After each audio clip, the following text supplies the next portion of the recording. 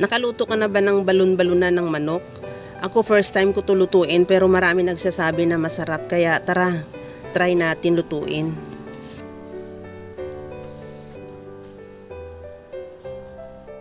Lagyan natin ng asin yung 500 grams na balon-balunan ng manok. Masahin lang natin ng mabuti hanggang sa mawala lang din yung ekstrang amoy ng balon-balunan at hugasan hanggang sa malinis. Habang ginagawa natin yan mga kalasa, kung bago ka pa lang sa aking channel, welcome! At huwag kalimutan mag-subscribe at i-click ang bell button para sa mga notification. At kung dati ka pa, welcome back at i-follow mo na rin ako sa aking Facebook page Lasang Pilipina. Maglagay tayo ng tubig sa kawali at pakuluin at ilagay na rin natin yung balon-balunan na nilinis na natin kanina. Takpan lang hanggang sa kumulo or hanggang sa lumambot yung balon-balunan.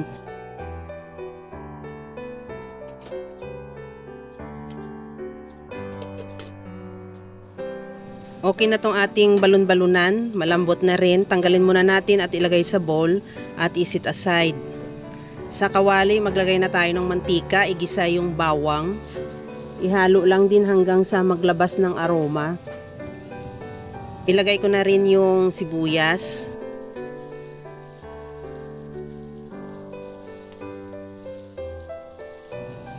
Ilagay ko na rin yung luya. Okay na rin tong ating panggisa.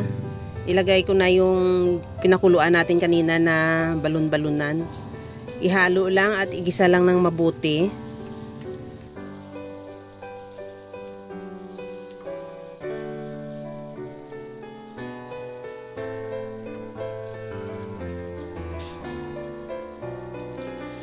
Timplahan ko na rin ng patis.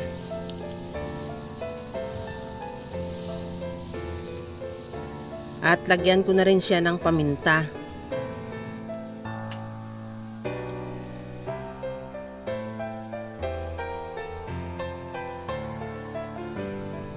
Maglagay ako ng kunting broth na pinakuluan natin kanina doon sa balon-balunan para hindi lang masyadong dry.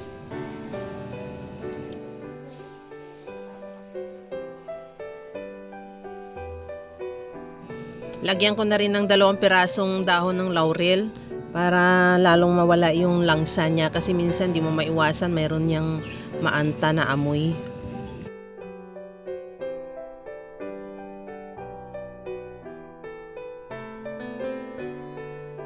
Timplahan ko na rin yan ng liquid seasoning.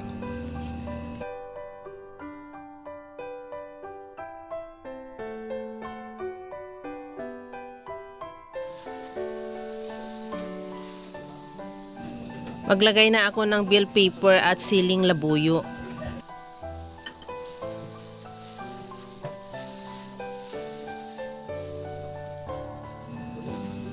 At ilagay ko na rin yung gata. Ihalo lang din hanggang sa mag-reduce yung gata.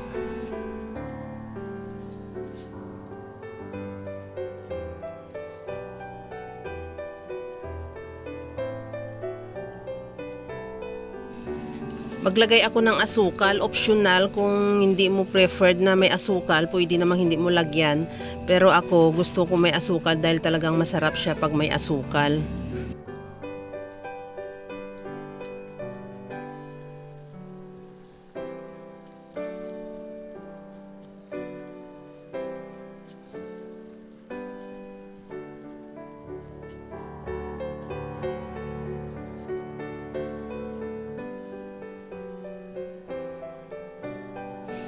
Garnisan na natin ng spring onion at ihalo lang ng bahagya at ready to serve na yung ating masarap na ginataang balon-balunan ng manok.